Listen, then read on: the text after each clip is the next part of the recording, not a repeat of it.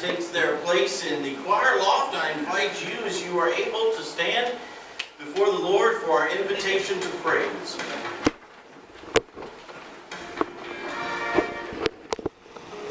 The invitation to praise is a responsive piece, with the bold print being the congregation's part to follow my lead. We trust in you, O God, for you are faithful. Show us your ways and teach us your paths. We wait for you. Lead us in your paths of truth. Do not remember our failures. Out of your merciful grace, forgive us. You are faithful, O God. Your love is steadfast. We lift up our souls to you and praise you always. And let's begin our praising in song today by singing that wonderful song, All Things Bright and Beautiful, number 147. All Things Bright and Beautiful.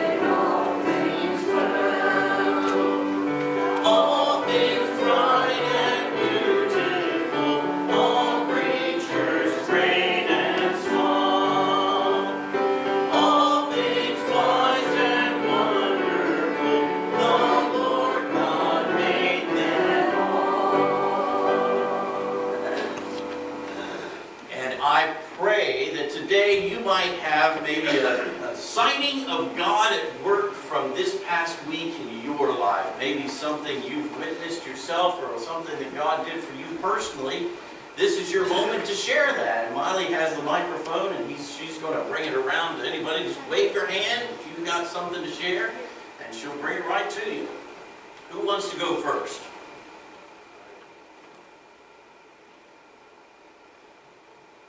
Well, it's been a long 2 weeks. 2 Sundays ago, I got a call from my stepmom saying that Dad's in the hospital, which was a little stressful. He had a heart cath the next day. I found out he had 5 blockages, so they went in and did a bypass on Tuesday, 2 weeks ago. And luckily he got, well, we were still in the hospital last Sunday, and the surgeon comes in with these scrubs on and a Michigan police over top of it. And Dad says, "That is a really ugly shirt." And at that point, I knew my dad was getting better. So he got to go home later that day. He's been home all week and getting a little more independent as far as getting around and stuff. But it's a little bit of a long journey right now. So, but I'm very grateful that he's with us to celebrate his birthday last Tuesday. So. All right, what a wonderful praise. There's one right behind her, and I think I heard somebody up here. Go ahead, Mary. I just wanted to praise God for our safe trip. We came through rain, sleet, and snow, and over the river into the woods, and we made it back home safely. And so it's good to be here and good to see everyone. So praise God for safe travels. Yes, praise the Lord. Go ahead, Karen. I just wanted to say it's good to see you back there. We always miss you when you're not here. And I wanted to say a special thank you to Stormy and for Dana, who have helped us get Old Maxine's donation center ready by putting shelving together and racks together and hauling things in and out. Really appreciate it. For those of us who work over there, it looks really good. For someone who walks in, it probably looks like a mess, but it's getting there. So you're welcome to come anytime to check that out. And also, I won't be here at the end of the service, but I want to remind everybody that next Sunday evening we have our Italian feast. And I have one commitment so far from Betty Gwynn. She's going to make her manicotti. And so if you have any idea what you'd like to bring, either you can talk to Barb, you can talk to me, and we'll put a little menu together and let you know next Sunday what people are bringing. Thank you. All right. There's one back there with their hand. Wave your hand vigorously there. There you go. I'm happy that everyone got that has God in their lives, and that everyone could make it. Amen. Praise the Lord. Thanks, Lily. Last week I sort of ran off real quick, so I want to report that Bonnie's fine. She just had got lightheaded and it scared her, so I went home.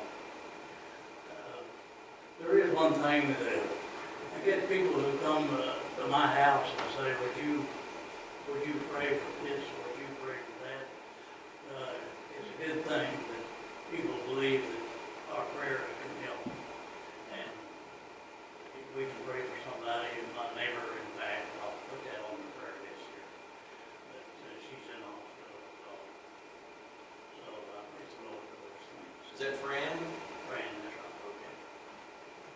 We'll just bring a prayer meeting to your house, Fran. Yeah. All right. Yesterday, God gave us an 8-pound, 13-ounce great-granddaughter. And her name is Magdalena Gear. Now go for it. 8:13. That's great. Praise the Lord. What a gift. What a gift. I am truly glad to be here today. Last Saturday, I woke up close to death. My blood sugar was 42, which is weird. By the time I got to the hospital after calling 911, my core body temperature was real low. My pH was low, my blood sugar was low. And I asked the doctor what would cause that. He says, death. He said, your organs were shutting down. He said, you were dying. He said, we were able to pull you out. So I am very fortunate to be here today. And thank you all for your prayers. And I still need them. I'm still lightheaded. I still can't see. I still have internal problems. But anyway, like I said, it's good to be here. When I know I'm at the piano, I know I'm doing better.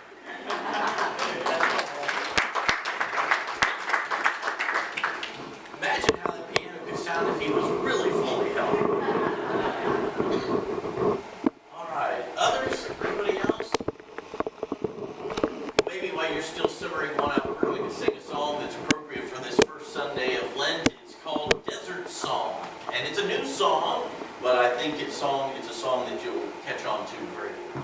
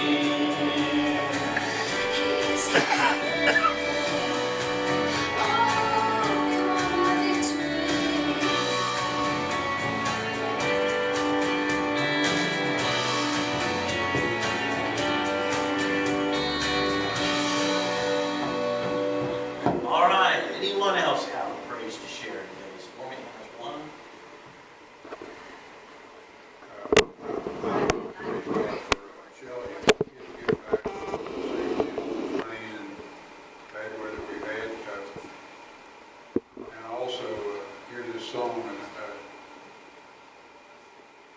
I think I have a reason to sing. So I just overwhelmed. So I just thank you for all your prayers and continue to pray for me. Thank you for sharing. You get a lot of rain. Others, one in the back there. See who's waving their hand there.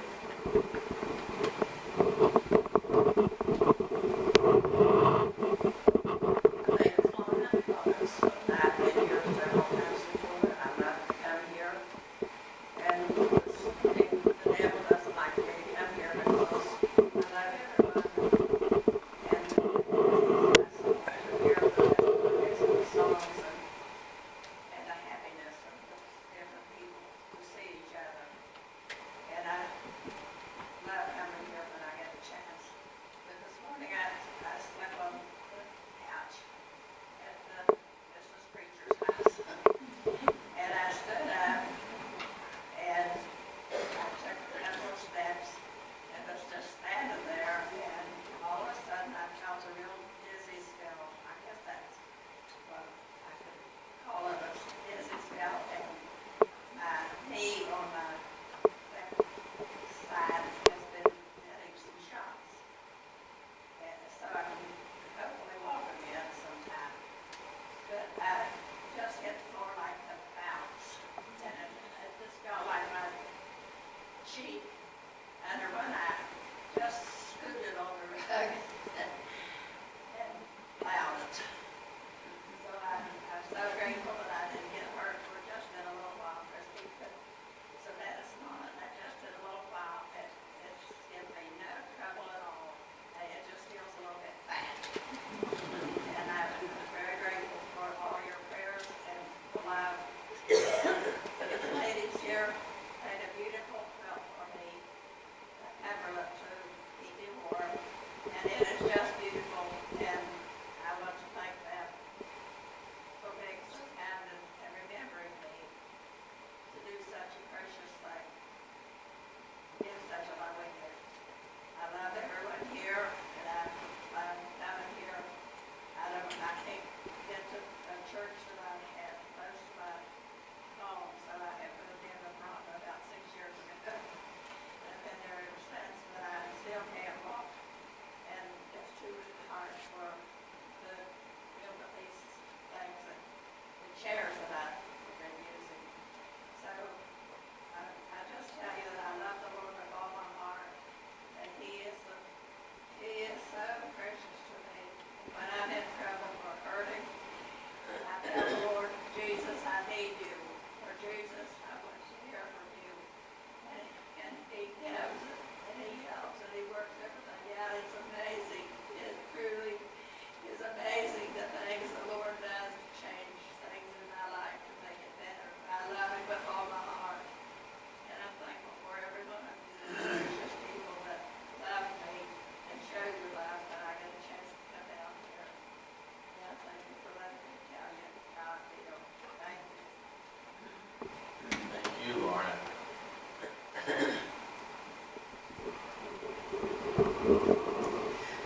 I praise the Lord that we have such a great big bunch visiting us from Akron this weekend, and Isaac's in the nursery, so we'll get a chance to see him hopefully. But it's been a joy to have him, and we're halfway through. I think we still get a couple more days together.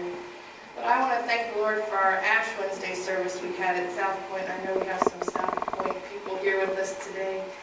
But the pastor there brought a great message, and we got to be a part of it. And I was sitting on the front row with Sarah, and he was talking about repenting and our time of 40 days and the things that we should be doing as Christians. And so she leaned over and she said, "Mommy, am I a Christian?" And I said, "Do you have Jesus in your heart?" And she said, "Yes." But I wanted to share that because I think that so many of us fail to take the opportunity that we have to come and to worship and to pray. And this morning when I called over to talk to Charles, he was in the office, he answered it saying, Chesapeake United Methodist Church, the place where people come to pray. And with all the things that have been going on in the world, it is very important that we not take for granted the house of worship that we have and the opportunities that we have to gather, and especially for our children these days. It is imperative that we as the church do what we can to have them in worship and a part of our gatherings, whether it's Wednesday night or Ash Wednesday. And I think so many of us have gotten out of the habit of doing it, but it's so important for our spirits and for our souls that we do it, and especially for our children as they need Jesus in this world these days. And I'll give it back to Molly.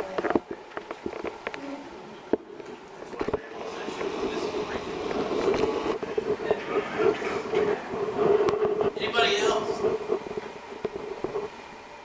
Well, thank you, Miley, for your wonderful ministry yesterday. Just a few minutes, all right? Let's join together in our unison prayer of the day, which you'll find pretty there in Holy Prayers. Let's pray together. Faithful God, you have called all creatures into being, and you care for each one.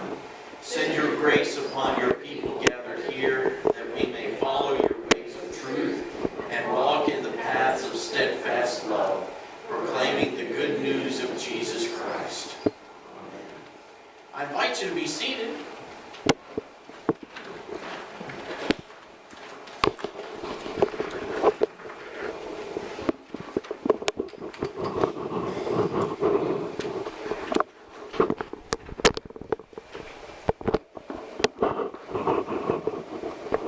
First scripture lesson for this morning comes from Genesis chapter 9, verse 8 through 17.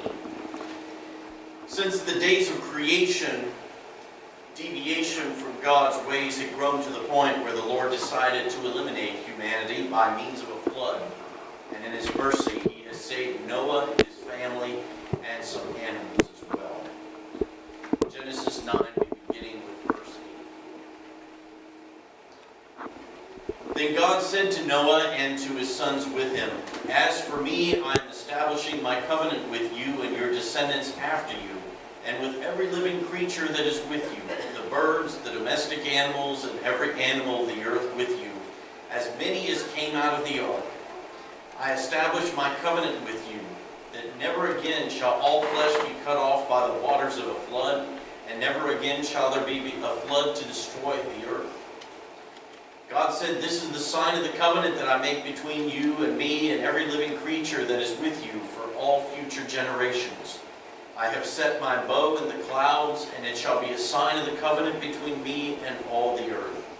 When I bring clouds over the earth and the bow is seen in the clouds, I will remember my covenant that is between me and you and every living creature of all flesh, and the waters shall never again become a flood to destroy all flesh. When the bow is in the clouds, I will see it and remember the everlasting covenant between God and every living creature of all flesh that is on the earth." God said to Noah, "This is the sign of the covenant that I have established between me